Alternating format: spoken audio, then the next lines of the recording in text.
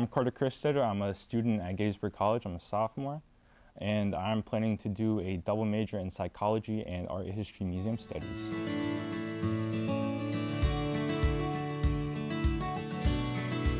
Well, sitting next to me, this is a brick from the Garrett Farmhouse. Now, it may not sound familiar, but this location played a pretty key role in the manhunt of John Wilkes Booth. John Wilkes Booth actually spent his last 3 days here at the Garrett residence. You know, he stayed over at the Garrett house, which this brick is a part of the chimney, and he stayed there over the night. It was reported that, you know, he had a great time there. He was hanging out with the Garrett children. He ate breakfast there, but then he wakes up the next morning and his accomplice, David Harold, who was staying in town over in Bowling Green, he comes over with a couple of Confederate soldiers and says that the Union's out and they're looking for him. So he kind of hides in the woods for the rest of the day. And you know, the Garrett family, they're seeing this, they're a little suspicious of this.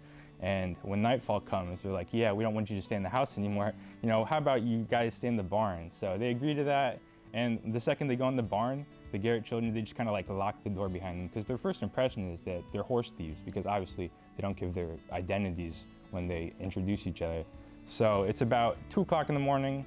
Richard Garrett, the owner of the property, he's ripped out of bed by all these investigators and Union soldiers. They're like, where's John Wilkes Booth? And he's like, I have no idea. Last time I saw him, he was in the woods. So they rough him up a little bit, but then finally his sons come out and they're like, oh, we have him locked in the barn. So there's this whole thing where he's in the barn, he doesn't want to surrender. You know, David Harold, his accomplice, he instantly surrenders, but John Wilkes Booth is pretty much, you're gonna have to take me out of here a dead man.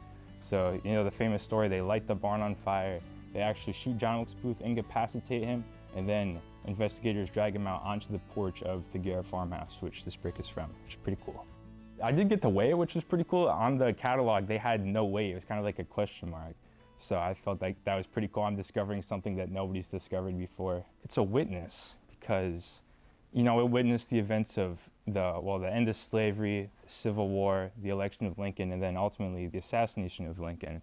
But also, like, at like a smaller level, it's a witness to kind of like the destruction that the whole manhunt brought on the Garrett family, because their barn gets burnt down and that was their main source of income. They were tobacco farmers and they never really truly recovered from that.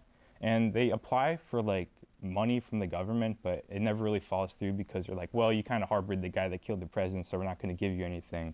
And you know, they never truly recovered, and they said that John Wilkes Booth coming to their property was probably the worst thing that could have happened to them.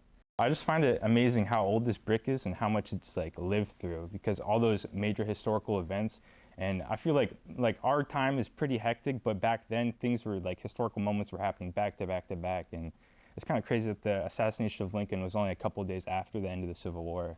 You know, the original farmhouse is not standing anymore. It was the Garrett sons, after Richard Garrett died, they kind of took it over for a little bit and then they sold it, and then it swapped hands a couple more times, and they actually removed the chimney bricks from it to sell in order to build funds to kind of reconstruct it. But once they took the chimney out, everything just kind of fell down because there was no support. Then eventually it was purchased by the military and Fort A.P. Hill was built there. But not today, like a highway is running through the property, so the physical location of the house is now a highway. So the only thing there is a historic marker. I'm just grateful for the opportunity. I'm glad I took the class Preserving and Interpreting Civil War Artifacts with Dr. Lesky, and we've been going over artifacts all year, and I feel like it's finally pretty cool to actually get my hands on something like this.